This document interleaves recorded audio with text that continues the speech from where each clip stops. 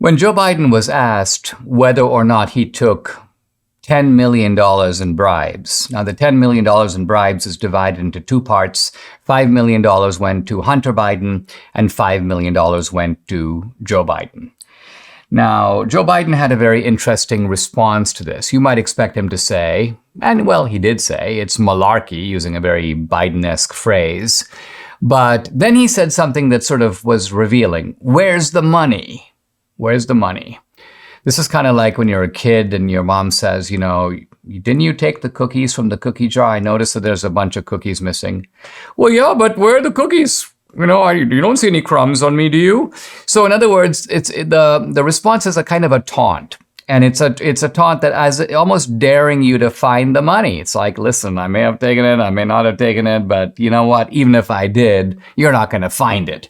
And I can see why Biden might say that. It's because Biden was really very clever in the way that this scheme was set up. Let's back up for a moment and talk about the head of Burisma, this guy named Mykola Zlochevsky. And this guy, Zlochevsky, is the bribe payer. He's the guy that's paying money to the Bidens. Now, why? He's paying money to the Bidens, number one, for Biden to use his influence to help Burisma. But one of the specific ways he wanted Biden to help Burisma is to get a prosecutor in the Ukraine fired who was looking into corruption at Burisma. That was the motive for paying the money. A huge energy company gets it's worth more than $10 million for them to shut this irritating prosecutor down. And we know that Biden did get the prosecutor fired. Why? Because Biden is on tape boasting about the act. So the money was paid. We have the guy who paid the money. We have the money that moves away from the Ukraine out of Burisma and toward the Bidens. And we have the purpose of the money that is also established. Biden took the action that the money was paid to occur. But Biden goes, where's the money? Show me the money. Find the money in my account. And well, I think we found it. Where is it? You have to look at Biden's tax return. So I actually have a copy here of a copy of the relevant documents on Biden's 2013, 2014, 2015, 2016, and 2017 tax returns. And something very interesting occurs when you watch these tax returns. So here's Biden. In 2013, he declares income of $409,000 and some change. 2014, $388,000. 2015, $392,000. 2016, $396,000. And all of this seems on the up and up because remember, this is when Biden is vice president. So he's only getting a federal salary. He's got some income from investments. Jill Biden also works. So this is a very reasonable salary for Joe Biden and Jill Biden in these 4 years.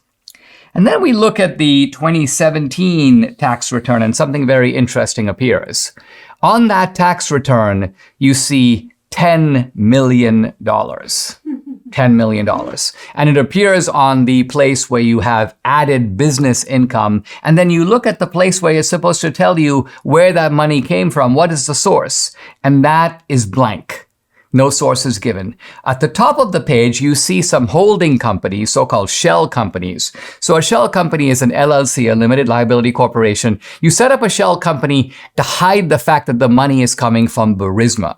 So what it is Burisma pays A pays B pays C, C pays you. And then on your tax return, you just list C.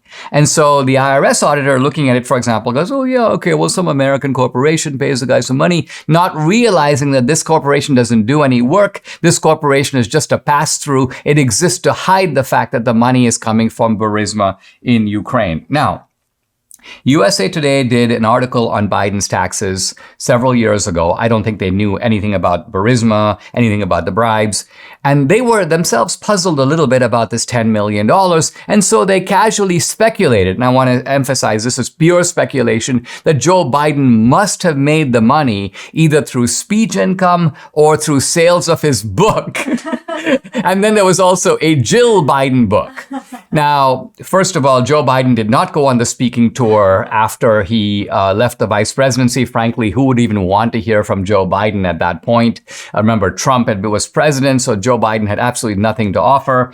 And Joe Biden's book sales nowhere approximate $10 million. And so here's Nancy Mace Republican of South Carolina. She goes, if he's serious about proving our allegations wrong, he should release his and his family's unredacted bank records and show the American people where all this money is coming from. Now, I mean, it can't miss our attention that the bribe, and we know this amount from the FBI whistleblower who's referring to the head of Burisma, Zolkiewski, is exactly $10 million. And that is almost the exact sum that appears on Biden's tax return. So have we found the money? I'm not saying that we have for sure, but what I am saying is that that is a very suspicious number. That's the number we're looking for. And guess what? The very year that Biden leaves the White House, boom, the number pops up on his return. So this is something that the House needs to pay very careful attention to and go beyond what's Biden's side of the story to let's get Biden's actual bank records. Let's look at where these checks came from, get the deposit slips, drill down into it, and see if you can get the goods on the crook in chief sitting in the White House.